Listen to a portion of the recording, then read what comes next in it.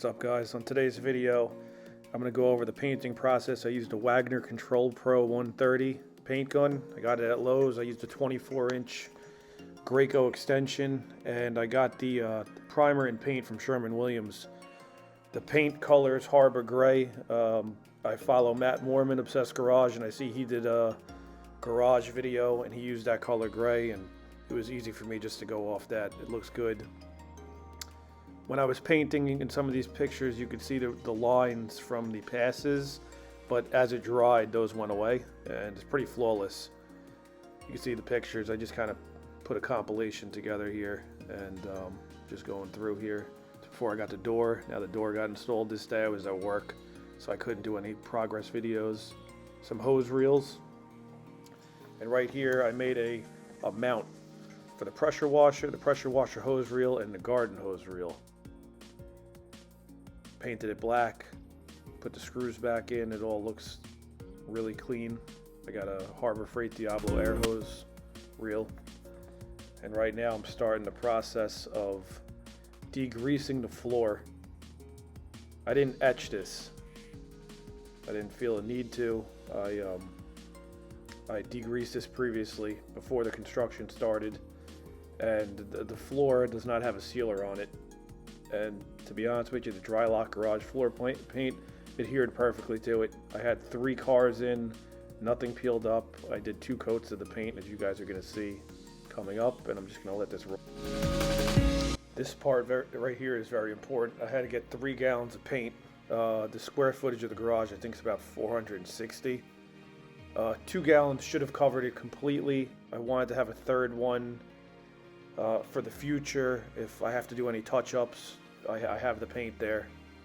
So basically, whenever you're doing this and you're going to paint the floor and you're using multiple cans of paint, if you don't think you're going to finish it all, pour them all into a 5-gallon pail, mix them together, and then put them back into the little pails, the gallon containers, because you want the paint to be all the exact same color. In case one was a little bit darker or lighter, they're all blended together now.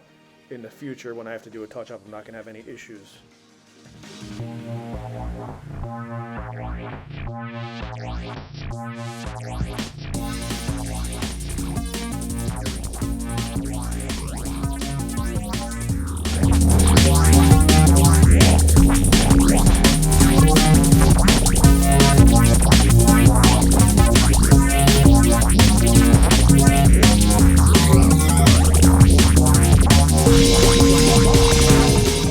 Right here, we're going to start painting the actual slab and the foundation wall, which I'm doing right now with the brush.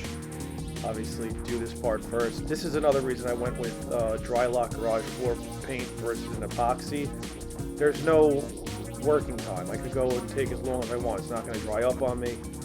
This right here is sped up 8 times. Just the foundation that I'm doing right now took me, I think, 40 minutes with the paintbrush. I had to really take my time, make sure I got it into all the little, it's not perfectly smooth concrete, so I had to basically jab the paintbrush into all the spots that are recessed, little holes. This was a pain. It took a long time. And this paint is pretty nice, you know. Eventually I want to get a race deck flooring in here, so I had that in the back of my mind the whole time also. This cost me, I think, about $90 for all the paint, give or take. And you're going to see I do this first with the paintbrush, and then in the next part I'm going to go with the roller. I'm going to roll the entire floor, and I'll probably do another voiceover when I get to the base molding.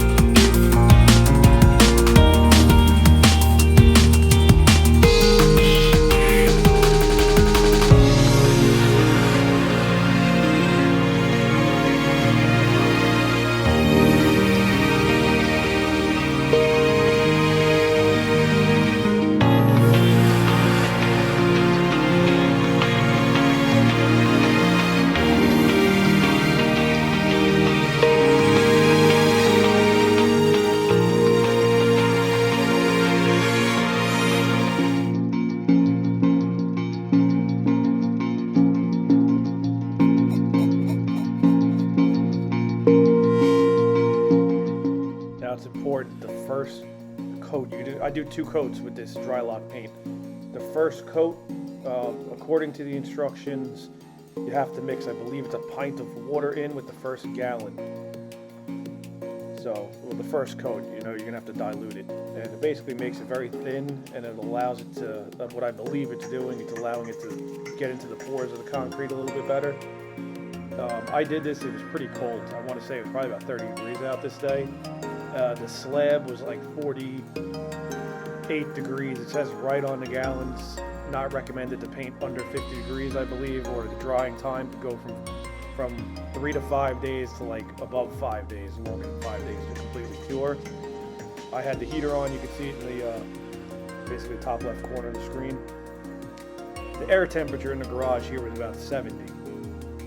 I did have issues when this was drying. You could see the water coming up. What I really should have done, I didn't do the water test on the slab. I just kind of winged this thing.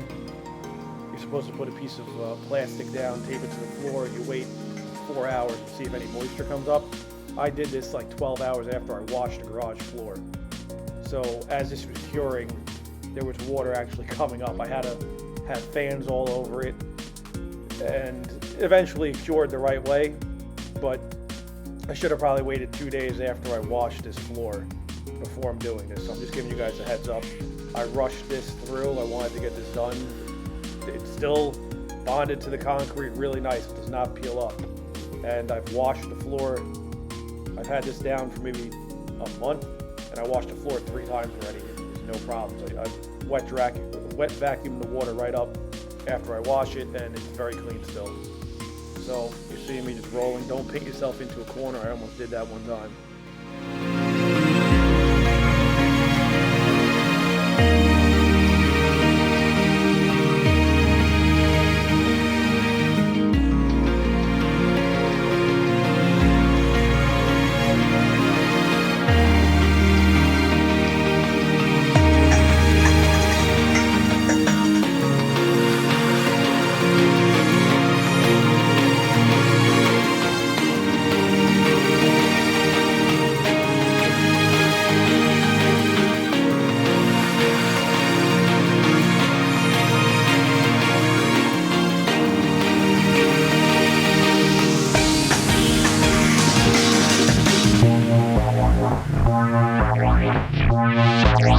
Next couple clips is just showing the black vinyl base molding that I got at Lowe's.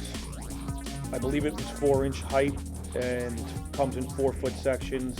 You get the Cove base adhesive. It comes in a little container, and I just put it on the back with basically like a small spackle knife. Put a decent amount on there, and then you press it on the wall, and I used a small paint roller to get any air bubbles out, and I made sure I saw a little bit of the adhesive come out to the top, and I just wiped it off like I was caulking at the end, and it really came out nice. It bonded to the wall good, sealed up that little bit of a gap between the sheetrock and the cement, and it just finished it. It turned it from a garage to like a shop. It looks awesome. Just showing some lighting. Just used some little cable clips to nail it into the ceiling to hold the wires clean.